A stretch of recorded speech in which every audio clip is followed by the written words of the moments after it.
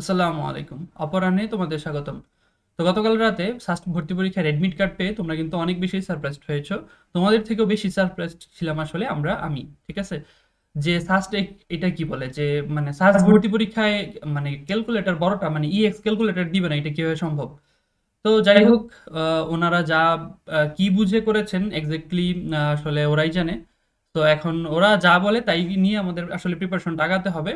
তো আসলে তো ওভারঅল এখন আসলে প্রিপারেশনটা কেমন হবে, ওভারঅল ফ্যাক্ট নিয়ে আমি একটু কথা বলবো আজকের ক্লাসে। আচ্ছা, তো প্রথমে আসি যে ক্যালকুলেটর আসলে আমরা কোনটা নিব, ঠিক আছে? আমি খুব তারপরে হচ্ছে আমরা আলোচনা করব হচ্ছে প্রশ্ন স্ট্যান্ডার্ড নিয়ে, যে প্রশ্ন স্ট্যান্ডার্ডটা আসলে কিরকম হবে। ক্যালকুলেটর যেহেতু কমাই দিছে, মানে ক্যালকুলেটরের গ্রেডটা যেহেতু কমাই দিছে, প্রশ্ন স্ট্যান্ডার্ডে কি কোনো পরিবর্তন হবে কিনা, হলেও আসলে কতটুকু হবে সেটা নিয়ে আমরা খুব ইম্পর্টেন্ট একটা টপিক, এটা কিন্তু আমরা নিয়ে ডিসকাস করবো, ওকে? আচ্ছা, তারপরে এই প্রিপারেশন নেওয়ার তো আসলে এখনো খুব বেশি কিছু নাই, বাট এরপরেও এই 5টা দিন কিন্তু অনেক বেশি ইম্পর্টেন্ট। সো এই 5 দিনের আমাদের আসলে মানে কিভাবে আমাদের আসলে প্রিপারেশনটা গুছাবো বা ফাইনাল একটা টাচ দিব, এটা নিয়ে কিন্তু আমি কথা বলবো, ঠিক আছে? তো শুরু করা যাক। এখন কথা হচ্ছে, প্রথম কথা আমি যদি বলতে চাই যে আমাদের নোটিশটা আসলে কি ছিল বা অ্যাডমিট কার্ডে আসলে কি লিখা, খুব ভালো করে দেখো, এটা অনেকেই আমরা ভালো করে দেখবো না। যে FX 100, ঠিক আছে? FX 100 এর পরের যে টার্মটা ইএস অথবা এমএস, কোনো কিছুই কিন্তু বলা নাই, কোনো কিছুই বলা নাই। সো তোমরা কিন্তু ধরেই নিতে পারো না যে শুধু এমএস দিবে, ঠিক আছে? ইএস যে দিবে না এটা কিন্তু বলে নাই, ঠিক আছে? ES 100 যে দিবে না এটা কিন্তু আসলে বলে নাই, ঠিক আছে? আর নন প্রোগ্রামেবল বলতে এই ব্যাপারটা আমি ক্লিয়ার করি। নন প্রোগ্রামেবল আমাদের প্রত্যেকটা ইএক্স ক্যালকুলেটরটাও না নন প্রোগ্রামেবল, এইচএসসি তেই লেখা ছিল, বুয়েটেও লেখা ছিল, তারপর চুয়েট কুয়েটেও লেখা ছিল যে নন প্রোগ্রামেবল ক্যালকুলেটর। এই সবগুলো ক্যালকুলেটর আসলে নন প্রোগ্রামেবল ক্যালকুলেটর। প্রোগ্রামেবল ক্যালকুলেটর আমরা আসলে এই স্টেজে দেখি নাই, ঠিক আছে? সো এইটা নিয়ে কোনো কনফিউজ হওয়ার দরকার নেই। সো এখানে কিন্তু ইএস এমএস আমার হাতে কিন্তু দুইটা অপশনই অ্যাভেলেবেল, ঠিক আছে? আচ্ছা, তো এরপরও আমি বলবো যাদের একদম যে সন্দিহান, যারা একদম আসলে শিওর না, ওরা আসলে দুইটা ক্যালকুলেটরে নিয়ে যাবে, ইএসটাও নিয়ে যেতে পারে এমএসটাও নিয়ে যেতে পারে। আমি বলবো এমএস থেকে ইএসটা একটু বেটার, ইএসএ একটু কাজকালাপ বেশি করা যায়, ঠিক আছে? আচ্ছা, তো এই ব্যাপারটা কিন্তু একদম ক্লিয়ার, এখানে কনফিউজ থাকার কোনো কারণ নাই, ওকে? আচ্ছা, ঠিক আছে। ওকে, সো এই যে আমি এখানে দুইটা ক্যালকুলেটর রাখছি, এটা হচ্ছে FX 100 MS আর এটা হচ্ছে FX 100 ES। তবে খুব সম্ভবত এই ক্যালকুলেটরটা বাজারে আর পাওয়া যায় না, আমি একদম শিওর না, বাট আমি কিছুদিন আগে ওই ক্যালকুলেটরটা খুঁজছি, আমি কিন্তু খুব একটা পাই নাই, ঠিক আছে? এখন যাদের কাছে আছে বা পুরাতন যে কালেকশনগুলো আছে এগুলো কিন্তু তোমরা ম্যানেজ করা ট্রাই করো। আমি কি বলবো, এই ক্যালকুলেটরটা একটু বেশি ভালো কেন, কারণ দেখো এখানে ডিফারেন্সিয়েশনও আছে, ইন্টিগ্রেশনের অপশনও আছে উইথ লিমিট। হ্যাঁ, এটা দিয়ে কিন্তু অবশ্যই বড় বড় ইন্টিগ্রেশন করা যায় না, ম্যাথিরোড দেখাই দিবে, সরাসরি ম্যাথিরোড দেখাই দিবে, ঠিক আছে? আমি এটা নিজে ট্রাই করছি। সো এইটা দিয়ে কিন্তু ইন্টিগ্রেশনের যে ব্যাপারটা, এটার কিন্তু অনেক সীমাবদ্ধতা চলে আসবে, ঠিক আছে? এরপরেও এইটার থেকে এটা বেটার, কারণ দেখে এখানে কোনো লিমিট নাই, ডিডিএক্স করা যাবে, তারপরে স্ক্রিন হচ্ছে একটা, ঠিক আছে? তারপরে হচ্ছে কি ভ্যালু, এইখানে হচ্ছে ফ্র্যাকশনাল ভ্যালু দেখাবে, তারপরে হচ্ছে আর অনেক অনেক অনেক অনেক সীমাবদ্ধতা আছে। এই ক্যালকুলেটর কিন্তু আমি অনেক বেশি অপছন্দ করতাম ছোটবেলা থেকে, আমি 19 থেকে এই ক্যালকুলেটরটা কেন জানি আমার সহ্য হইতো না, ঠিক আছে? সো ওভারঅল এই ক্যালকুলেটরের সীমাবদ্ধতা কিন্তু অনেক, ঠিক আছে? বাট এরপরও আমি সাজেস্ট করবো এটা ইউজ করার জন্য। এইটা যারা না পাবা বা না ম্যানেজ করতে পারবা, ওদের তো কিছু করার নেই, এটা ইউজ করতে হবে। সো ক্যালকুলেটরের ব্যাপারটা আই হোপ ক্লিয়ার। এখন আসি যে ক্যালকুলেটর দিয়ে এই মানে আমরা যে ম্যাট্রিক্স গুলো শিখছি, বা আমি আমার দুইটা ভিডিও, আমি ম্যাট্রিক্সের উপর দুইটা ক্লাস দিছি, ওই ক্লাসে আমি যেগুলো দেখাইছি এগুলো আসলে এটা দিয়ে করা যাবে কিনা, মোস্ট অফ দা ট্রিক্স কিন্তু অ্যাপ্লাই করা যাবে। আমি আবারও বলতেছি, সবকিছুই অ্যাপ্লাই করা যাবে, তবে জাস্ট ওই যে ফাংশনগুলো একটু কি হয়ে যায়, মানে কি হয়ে গেছে, একটু পিছিয়ে গেছে। তুমি আগে যেই ইজিলি করতে পারতা কাজগুলা, যেমন আমি মানে একটা ফাংশন একবার তুললে খুব সুন্দর করে হয়ে যেত, তারপর হচ্ছে মানে আমার জিনিসটা খুব স্মুথ ছিল। বাট এখন স্মুথনেসটা একটু কমবে, কাজ একটু দেরি হবে। আর হ্যাঁ, অবশ্যই ইন্টিগ্রেশনের ক্ষেত্রে বড় বড় ইন্টিগ্রেশন কিন্তু তোমরা করতে পারবে না। বড় বড় ইন্টিগ্রেশন যখন হবে, তখন কিন্তু এই ক্যালকুলেটর ইভেন ইএক্স যতটা ভালো পারফর্ম করে সবকিছুতে, ইভেন ইএস যে 991 ইএসটা আছে, ইএস প্লাস, ওইটা ইএক্স এর সাথে পারে না, ঠিক আছে? ইএক্স এর থেকে অনেক বেশি টাইম লেগে যায়। সো ইএক্স আসলে বেস্ট ছিল ইঞ্জিনিয়ারদের জন্য, মানে ইঞ্জিনিয়ারিং ভর্তি পরীক্ষাগুলোর জন্য। কিন্তু এইটাতে কিন্তু ইন্টিগ্রেশন করার ক্ষেত্রে আমি বলবো একটু সাবধান, অনেক কিছুই কিন্তু আসবে না। সো এই কয়দিনের প্রথম কাজ কি, তোমার হাতে যেই ক্যালকুলেটরটা অ্যাভেলেবেল ওইটা দিয়ে সবার আগে তোমরা এগুলো ট্রাই করবা, ফাংশনগুলো শিখবা। কারণ আমরা কিন্তু ইএক্স নর্মাল ইঞ্জিনিয়ারিং প্রিপারেশন যারা নিছি, ওরা কিন্তু ইএস মানে ইএক্স ইউজ করে অভ্যস্ত, সবাই কম বেশি 90% স্টুডেন্ট কিন্তু এটা অভ্যস্ত। কিন্তু এখন কিন্তু তোমরা এই ক্যালকুলেটরে ইউজ টু হবা, কই কি আছে ফাংশনগুলো খুব ভালো করে দেখবা, ঠিক আছে? এটা এই নিয়ে আমি পরে আরো কথা বলবো, আপাতত বললাম। সো ক্যালকুলেটরের ব্যাপারটা কিন্তু ক্লিয়ার, ট্রিক যে অ্যাপ্লাই করা যাবে না তা না, তবে একটু দেরি হইতে পারে।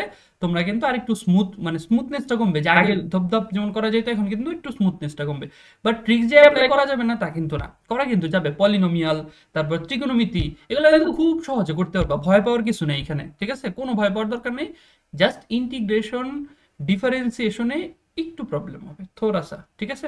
আচ্ছা, তো ঠিক আছে, এরপরে আসি প্রশ্ন স্ট্যান্ডার্ড কেমন হবে ভাইয়া, এই কথাটা নিয়ে আমি কিন্তু বেশি আলোচনা করব। ইভেন আমি আমার একটা এক্সাম্পলও দিব। তো দেখো যে প্রথম কথা হচ্ছে জিএসটি 20-21 সেশনে কিন্তু সাস্ক প্রশ্ন করছিল। সাস্ক প্রশ্ন করছিল ওই ইয়ারে আমি এক্সাম দিছিলাম। সো ওইখানে কোশ্চেন ছিল 100টা, আর সময় ছিল মাত্র 1 ঘন্টা। সময় কত ছিল? মাত্র 1 ঘন্টা। ক্যান ইউ ইমাজিন, জাস্ট 100টা প্রশ্নের জন্য মাত্র 60 মিনিট। একটা কোশ্চেনের জন্য কিন্তু 1 মিনিট করেও পাচ্ছি না, ঠিক আছে? ওই কোশ্চেনটা যদি তুমি দেখো, ওই কোশ্চেনটা যদি দেখো, লিটারেলি ওই কোশ্চেনের স্ট্যান্ডার্ডটা তুমি একটু দেখো, ম্যাথের কোশ্চেনটা দেখো, ফিজিক্সের কোশ্চেনটা দেখো, কেমিস্ট্রি কোশ্চেনটা দেখো। 100টা প্রশ্ন পড়তে পড়তেও তো ভাই 10 মিনিট লাগে, ঠিক আছে? আর সেখানে 60 মিনিট ছিল হোল বাংলা, ইংলিশ, এখানে বায়োলজি, জিকে, মানে আইসিটি সবই কম বেশি ছিল, আইসিটি যদি অপশনাল ছিল। তো ওই কোশ্চেনের আমরা কিন্তু, ওই কোশ্চেন কিন্তু সাস্ট কিন্তু ক্যালকুলেটর ছিল না, সবচেয়ে বড় কথা ওইখানে ক্যালকুলেটর ছিল না। এরপরেও কোশ্চেনের স্ট্যান্ডার্ডটা তুমি দেখো। তো এইবার তো ভাই কোশ্চেন 80টা, সময় 90 মিনিট, তারপর হচ্ছে তোমার ক্যালকুলেটর তো একটা দিছে তো, আমাদের সময় তো ছিলই না, তাই না? সো কোশ্চেন স্ট্যান্ডার্ড যে কম হবে, মানে একদম লেভেল কমে যাবে, এইটা ভাবার কোনো দরকার নেই। এটা ভাবলে তুমি 100% ধরা খাবা। যেমনটা ধরা গেছিলাম আমরা 20-21 সেশন পুরাটা। কিভাবে তোমাকে একটু বলি, এইটা হচ্ছে আমার জিএসটি পরীক্ষার মার্কস, ঠিক আছে? আমরা সবাই, মানে আমরা যারা ওই সেশনে ছিলাম, তোমরা যদি ওই সেশনের পরিসংখ্যানটা দেখো তাইলেই বুঝতে পারবা যে ভাইয়া মার্কস তো আপনার অনেক কম, ঠিক আছে? যে এইটা তো মানে অনেক কম মার্কস। কিন্তু এই মার্কসে আমি মোটামুটি টপ 1500-র মধ্যে ছিলাম, এবং আমি সাস্টে সফটওয়্যার ইঞ্জিনিয়ারিং পাইছিলাম। সিএসসি শেষ হয়েছে, সাস্টের সিএসসি বিখ্যাত সাবজেক্ট, ওইটা শেষ হয়েছে মাত্র 65-এ। তোমাদের এই পরিসংখ্যানটা অবশ্যই থাকবে, তুমি কিন্তু পেয়ে যাবে অনলাইনে, ঠিক আছে? সো কথা হচ্ছে কেন এত কম মার্কস, ঠিক আছে? এই কম মার্কস থাকার আমার যে লজিকটা আমি বলি, সেটা হচ্ছে আমরা সবাই ভাবছিলাম জিএসটি, এখানে তোমার ছোট ছোট ইউনিভার্সিটিও আছে, এইখানে কোশ্চেন স্ট্যান্ডার্ড কতটুকু হবে, এইখানে যদি সাস্টের ওই লেভেলের কোশ্চেন হয়, পোলাপান তো পাশই করবে না, প্লাস 10-12 সাবজেক্ট পাবে। তো আমরা ভাবছিলাম কি 100টা প্রশ্ন, এখানে একটা গুজামিল হবে, জাস্ট একদম ভার্সিটি লো লেভেলের কোশ্চেন হবে।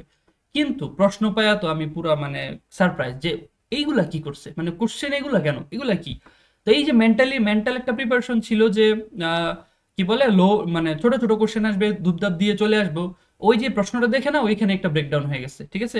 ওইখানেই ব্রেকডাউন হয়ে গেছে। So আমি লিস্ট আমার মতো আমি পারফর্ম করতে পারিনি, ঠিক আছে? এই কোশ্চেনে আমার অন্তত 70 থেকে 75 প্লাস পাওয়া উচিত। আমি পরে বের হয়ে দেখি আল্লাহ, এগুলো তো এখানে তো আমার আরো বেশি পাওয়া উচিত ছিল। কিন্তু ওই যে মেন্টাল ব্যারিয়ার, যে না, মেন্টালি প্রিপারেশন ছিল কি লো লেভেলের কোশ্চেন হবে। কিন্তু যখন কোশ্চেন দেখি যে না, খুব স্ট্যান্ডার্ড একটা প্রশ্ন হয়েছে, 100টা প্রশ্ন 60 মিনিটে দেওয়ার মতো, এইগুলো কোশ্চেন না আসলে। এই জন্য আমি কি করছি, প্রত্যেকটা এই আমার সায়েন্সের সাবজেক্টগুলোর মার্কস দেখো এভারেজ, কোনোটাতে একদম খারাপ না, আবার একদম ভালো না, টপ নচও করতে পারি নাই কিন্তু, যেখানে অন্য ইউনিভার্সিটিতে কিন্তু টপ নচ পারফরমেন্স কিছুটা হইলেও আলহামদুলিল্লাহ করছি, ঠিক আছে? সো সবগুলোতে কিন্তু এভারেজ একটা মার্কস ছিল। কেন? কারণ আমি আসলে 15টা করে টাচই করছি। 15টা করে আসলে টাচই করছি, কেন করছি? কারণ সাবজেক্ট রিকোয়ারমেন্ট ছিল, আমি চাইছিলাম যে প্রত্যেকটা সাবজেক্টে একটা স্ট্যান্ডার্ড মার্কস থাকবে। ওকে, আচ্ছা। সো সো প্রথম কথা হচ্ছে আমি সবাইকে বলবো, কোশ্চেনের লেভেল সাস্টের থেকে একদম অতিমাত্রায় কমে যাবে, এইটা জাস্ট ভাইবো না। এইটা ভেবে পুরো ধরা খাও না, কারণ তুমি পরীক্ষার হলে মেন্টালি পিছায় যাবা, যে আল্লাহ কি ভেবে আসছিলাম, কি স্ট্যান্ডার্ডের প্রশ্ন ভাবছিলাম, স্ট্যান্ডার্ড তো কঠিন হয়ে গেল। তোমার যে মেন্টাল একটা প্রেশার, ওইটা কিন্তু তুমি সামলাইতে পারবে না। আমি সামলাইতে পারি নাই, ঠিক আছে? আমি সামলাইতে পারি নাই, এই জন্য আমার মার্কসটা অন্তত আমার অনুসারে, মানে আমি যেরকম প্রিপারেশন ছিল সেই অনুসারে কিন্তু মার্কসটা অনেক কমে গেছে। আমার এখানে 70 প্লাস পাওয়া উচিত ছিল, আমি মনে করি অন্তত, ঠিক আছে? সো মেন্টালি প্রিপারেশন রাখার দরকারই নাই যে কোশ্চেনের লেভেল লো হবে। আমি মনে করি, এবার আমার প্রেডিকশন দেখো, আমি মনে করি যে কোশ্চেনের লেভেল একদম সাস্টের লেভেলও হবে না, মানে সাস্ট যেই লেভেলের একদম কোশ্চেন করে অনেক বেশি বিদঘুটে, ওরকম নাও হইতে পারে, একটা চান্স আছে না হওয়ার। কিন্তু ওইটার থেকে জাস্ট একটু নিচে, একটু নিচে, ঠিক আছে। ইঞ্জিনিয়ারিং স্ট্যান্ডার্ডই প্রশ্ন হবে। নর্মালি আমি মনে করি রুয়েট, চুয়েট, কুয়েট, ইভেন বুয়েট প্রিলি সাস্টের মতো কোশ্চেন করে না, ঠিক আছে। এত কঠিন কোশ্চেন হয় না, ইভেন বুয়েটের রিটেনও এত কঠিন হয় না, ঠিক আছে, ওইখানে স্ট্যান্ডার্ড থাকে। কিন্তু সাস্ট কিন্তু নর্মালি আমি মনে করি সবগুলো ভার্সিটির তুলনায় স্ট্যান্ডার্ডটা একটু হাই। এরপরেও খুব যে তোমরা ভাবো কঠিন ওরকম না, আমি কিন্তু পরিসংখ্যান দেখাইছি যে 11টা থেকে 12টা কোশ্চেন কিন্তু একদম ইজি থেকে মিডিয়াম লেভেলের থাকে, মানে ইজি লেভেলের থাকে, পারা যায়। ইঞ্জিনিয়ারিং ক্যান্ডিডেট হিসেবে তোমার এগুলো পারা উচিত। কিছু মিডিয়াম, কিছু হার্ড থাকে, হ্যাঁ 2-3টা কোশ্চেন অনেক হার্ড থাকে, ঠিক আছে। সো কোশ্চেনের লেভেলটা একটু ডাউন হইতে পারে, আবার নাও হইতে পারে। আমি এই দুইটার ক্ষেত্রে কনফিউজড, কিন্তু কোশ্চেনের লেভেল কখনোই ভাইবো না ভার্সিটি স্ট্যান্ডার্ড হবে। ভার্সিটি স্ট্যান্ডার্ডের কোশ্চেন এখানে হবে না, ঠিক আছে। সাস যদি 20-21-এ ওই স্ট্যান্ডার্ডের কোশ্চেন করতে পারে 100টা এমসিকিউ 60 মিনিটের জন্য, ওই লেভেলে কোশ্চেন করতে পারে, ওইটা কিন্তু অনেক বেশি হার্ড ছিল তা না, বাট একটু চিন্তা করো না, 100টা এমসিকিউ তুমি দেখতে দেখতেই তো টাইম চলে যায়, সেখানে ক্যালকুলেটর নাই, মাত্র 60 মিনিট, এইটা কি মানে ওইটার সাথে যায়? যায় না, কিন্তু অন্তত আমরা সারপ্রাইজ ছিলাম, ঠিক আছে। আচ্ছা, তো সেক্ষেত্রে কোশ্চেনের লেভেল আমি মনে করি খুব একটা চেঞ্জ হবে না, মোটামুটি ধারে কাছেই থাকবে। সো ওরা হয়তো চাইছে যে কেউ যেন ক্যালকুলেটর ট্রিক্স গুলা খুব সহজে অ্যাপ্লাই করতে না পারে, বাট এরপরেও কিন্তু পারা যাবে। আমি আবারও বলতেছি, ক্যালকুলেটর ট্রিক্স সবই অ্যাপ্লাই করা যাবে, ইন্টিগ্রেশন ছাড়া। ইন্টিগ্রেশনের সব করতে পারবে না যে তা না, কিছু কিছু বিট ঘুটে গিয়ে ইন্টিগ্রেশন সরাসরি দিলে ম্যাথ ইরোর দেখাই দিবে, ওরা আসলে এটা করতে পারবে না, ঠিক আছে, ছোট ক্যালকুলেটর গুলো। সব প্রশ্ন স্ট্যান্ডার্ড, মানে স্ট্যান্ডার্ডে কোনো কম্প্রোমাইজ অন্তত তোমার মেন্টালিটিতে যেন না থাকে। আর তুমি যদি সহজ একটা প্রিপারেশন, মানে কঠিন একটা প্রিপারেশন নিয়ে যাও, তুমি কিন্তু সহজ হইলে তোমার কাছে নিজেরই ভালো লাগবে, আরে ইজিলি দিয়ে ফেলতে পারবা, ঠিক আছে, কারণ তোমার মেন্টাল একটা রিলিফ কাজ করবে, ঠিক আছে। আচ্ছা, তো ঠিক আছে, এই হলো প্রশ্ন স্ট্যান্ডার্ড নিয়ে কথা। এরপরে আসি প্রিপারেশন কিভাবে নিব। তো প্রিপারেশন আসলে কিভাবে নিব, প্রিপারেশন যা আছে সেম, জাস্ট কি তোমার একটাই কাজ, মেইন একটা কাজ আমি বলবো সবার আগে, এই এই যে আজকে এই ভিডিও দেখার পর তুমি হাতে ক্যালকুলেটর নিয়ে বসবা, ক্যালকুলেটরের প্রত্যেকটা ফাংশন আমি আবারও সাজেস্ট করতেছি তুমি fx 100 টা নিবা, ঠিক আছে, এইটা নিয়ে ইউজ টু হও, ঠিক আছে। পরীক্ষার হলে মানে এডমিটে কিন্তু এক্স্যাক্টলি বলা নাই যে কোনটা দিবে, জাস্ট fx 100 এইটার ক্যাটাগরিতে তো ইএসও আছে, fx মানে এমএসও আছে, তুমি এমএসটা কেন নিবা, তুমি অবশ্যই ইএসটা নিবা, ঠিক আছে। সো ক্যালকুলেটর ইউজ টু হও। তোমরা এতদিন এক্স ইউজ করছো, হাতের অবস্থা খারাপ, মানে এই ক্যালকুলেটরে তুমি ফাংশনই দেখবা যে বুঝা পাচ্ছ না কই কি আছে, কিভাবে কি করতে হয়, তুমি একটু এইটা একটু ইউজ টু হও। ইউজ টু হইতে সবগুলো ক্যালকুলেটর ট্রিক্স আমি যা যা শিখাইছি সবগুলো একটু দেখো যে কি অবস্থা, আসলে কতটুকু পারতেছি, কি মানে পারতেছি না, কি হচ্ছে না, কোন ইন্টিগ্রেশনটা আসতেছে, কোন ইন্টিগ্রেশনটা আসতেছে না, এই জিনিসগুলো কিন্তু দেখা তোমার খুব বেশি জরুরি, এই কয়দিন অন্তত খুব বেশি জরুরি, এইটা যেন মিস না হয় কারো। তাহলে পরীক্ষার হলে দেখবা যে ওই ফাংশনটা যেন কই ছিল, ঘাটাঘাটি করতে করতে তোমার 2-3 মিনিট চলে যাবে, ঠিক আছে।